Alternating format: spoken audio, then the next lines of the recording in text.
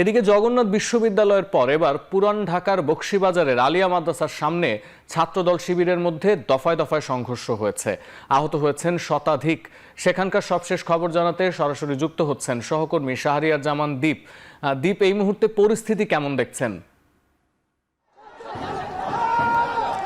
এখানে এই মুহূর্তে সংঘর্ষ চলছে দুটি পক্ষের মধ্যে। আমি যদি একটু দেখাতে চাই, আমার পিছনে আপনারা দেখতে পাচ্ছেন যে ছাত্রদল এবং শিবিরের যারা কর্মী আছে তাদের মধ্যে সংঘর্ষ চলছে এবং আলিয়া মাদ্রাসার যে পিছনের অংশ আছে সেই পিছনের অংশে কিন্তু এখন হামলা করছে একটি পক্ষ। এবং আমরা যতটুকু দেখতে পেয়েছি যে রাস্তাটি আছে আলিয়া মাদ্রাসা, সেই রাস্তাটি কিন্তু পুরোপুরি যানবাহন চলাচল বন্ধ করে দেওয়া হয়েছে। এবং আমরা আসার সময় দেখতে পেয়েছিলাম কিছুক্ষণ পরপরই যে আহতদের কিন্তু বিভিন্ন হাসপাতালে নিয়ে যাওয়া হচ্ছে। এবং এই মুহূর্তে দেখতে পাচ্ছেন যে আলিয়া মাদ্রাসার যে পিছনের রাস্তাটি আছে সেই রাস্তাটির থেকে কিন্তু এক পক্ষ অন্যদিকে যাচ্ছে এবং দুই পক্ষ এখন মুখোমুখি অবস্থানে রয়েছে এবং দুই পক্ষের মধ্যে কিছুক্ষণ পরপরই কিন্তু সংঘর্ষ চলছে। এবং আমরা যেটি আরো দেখতে পাচ্ছি যে পুলিশ কিন্তু একদিকে অবস্থান নিয়েছে, কিন্তু সাংঘর্ষিক যে পরিস্থিতি আছে সেটি কিন্তু চলছে। এবং আমরা যদি একটু দেখাতে চাই যে আলিয়া মাদ্রাসার যে পিছনের অংশটি আছে সেই অংশটি কিন্তু পুরোপুরি ইট দিয়ে ভেঙে ফেলা হচ্ছে এবং যে গ্লাসগুলো রয়েছে সেই গ্লাসগুলো কিন্তু ভেঙে ফেলা হচ্ছে। আমরা দেখতে পেয়েছি যে কিছুক্ষণ পরপরই কিন্তু পুলিশ টিয়ার সেল মেরে কিন্তু যেই সংঘর্ষ চলছে এটি নিয়ন্ত্রণের চেষ্টা করছে, কিন্তু এই মুহূর্তে আসলে পরিস্থিতি কিছুটা নিয়ন্ত্রণের বাইরে রয়েছে। আমরা দেখি দুটি পক্ষই কিন্তু এই মুহূর্তে রাস্তায় অবস্থান করছে এবং আপনারা জানেন যে আজকে কিন্তু বিভিন্ন জায়গায় পরীক্ষা চলছে এবং আমরা দেখতে পেয়েছি যে এই রাস্তাটিতে সংঘর্ষ চলছে, সেই রাস্তাটিতে কিন্তু পরীক্ষার্থীরা অবস্থান করছে এবং কিছুক্ষণ আগে আমরা যেটি দেখতে পেয়েছি যারা পরীক্ষার্থী রয়েছে তাদেরকে নিরাপদ অবস্থানে সরিয়ে নেওয়া হয়েছে। এবং এই মুহূর্তে এখানকার পরিস্থিতি আপনারা দেখতে পাচ্ছেন যে দুটি পক্ষই কিন্তু মুখোমুখি অবস্থানে রয়েছে।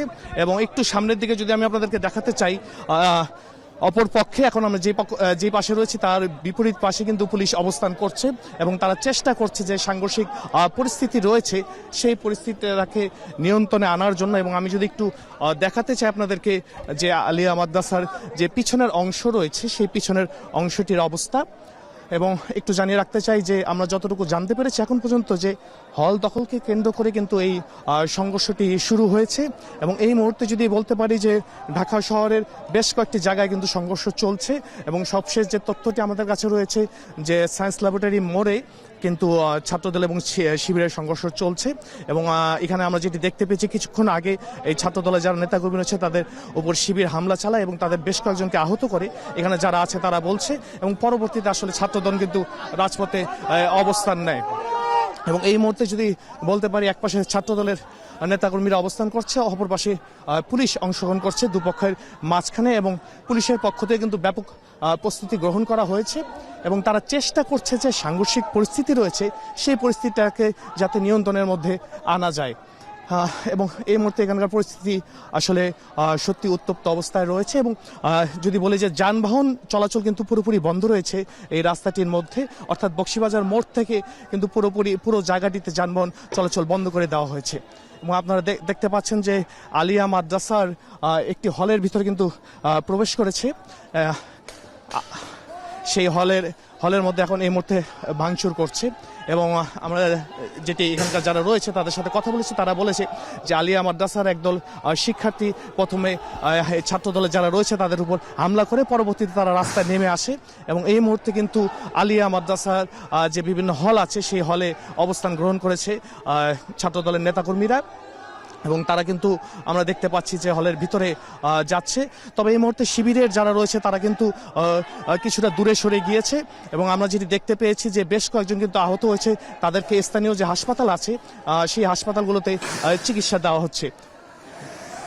সব মিলে এখানকার পরিবেশটি আসলে এই মুহূর্তে খুব উত্তেজনাকর। আপনারা দেখতে পাচ্ছেন যে ছাত্রদলের যারা নেতাকর্মী আছে তারা রাস্তায় নেমে এসেছে এবং পুরো রাস্তাটি তারা দখলে নিয়েছে। এবং তারা যেটি বলছে যে তাদের উপর প্রথমে হামলা করার কারণেই কিন্তু তারা আসলে এখানে অবস্থান গ্রহণ করেছে।